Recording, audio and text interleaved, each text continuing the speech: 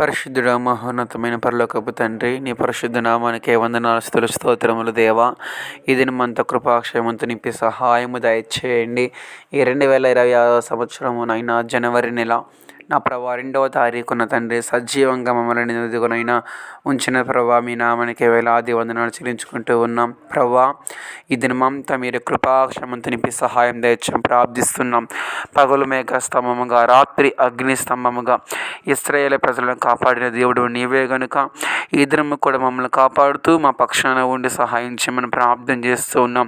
నాయనా, నిన్ను కాపాడువాడు కునుకడు నిద్రపడు మీరు వాగ్దానం ఇచ్చారు.